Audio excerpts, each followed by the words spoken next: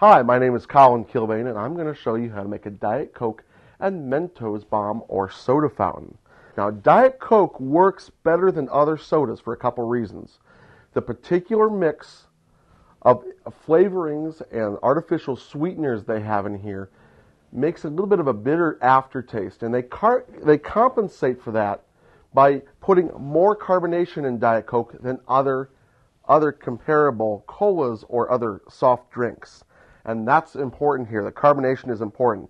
Carbonation is merely dissolved carbon dioxide gas. And when you pull it out, when you open it up,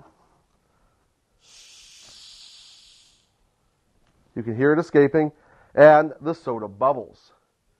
Now, the bubbles will come out at a very slow rate. You know, if you want your soda completely flat, you might have to leave it open for well over, many hours. That's because bubbles take a finite amount of energy to form. A bubble is an organized structure, and it takes a little bit of energy for this bubble to form. Now, one way to give it more energy, to form more bubbles, is to shake the soda. But we're not going to do that. We're actually going to lower the energy needed to make the bubble, and that's what you do with a Mento. Sugar is a crystal, and each crystal has edges. This is a cubic crystal. Sugar is a cubic crystal, so it has 12 edges. And those edges reduce the energy needed to form a bubble. They basically allow a bubble to nucleate. I have an old cap from an old 2-liter here, and I've drilled about a 1/4-inch hole in the cap. Don't need to be precise here. And then all I've got is a piece of wire. And I've twisted a loop at the end for my finger to pull on the wire. Put the cap on. I have knocked a hole in the Mentos here. Thread the Mentos on the wire, on the bottom. Bend the wire down to hold the Mentos on. Now, because here's what we're going to do. You're going to take the cap off the bottle slowly. Wait for the foam to go down. Then we're going to put this cap on top.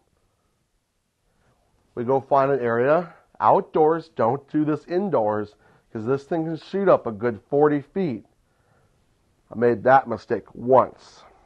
We're going to put the cap on, and then all you need to do is hold the bottle, and we're going to pull the wire, and the Mentos drop off into the soda.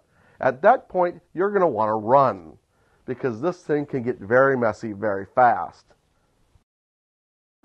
Now, that's my homemade solution. You actually can get a really nifty launcher here, a really nifty trigger from Steve Spangler Science called a geyser tube. And this is beneficial. You can only stick about 5 Mentos between the top of the cap and the top of the liquid. You don't want the Mentos touching the liquid inside the soda, because it will start the reaction before you're ready. But with this one, you can get many more Mentos in. It just screws on the top, and you drop the Mentos in, put the cap on, and then in order to launch it, you just pull the pin.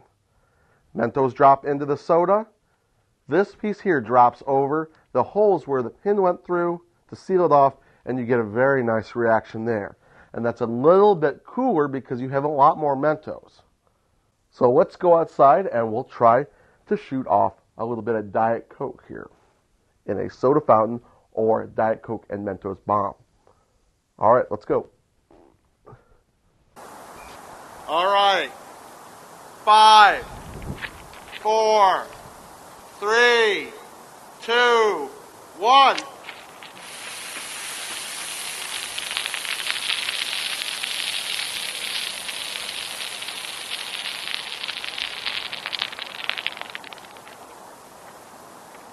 And that is a Diet Coke and Mentos bomb.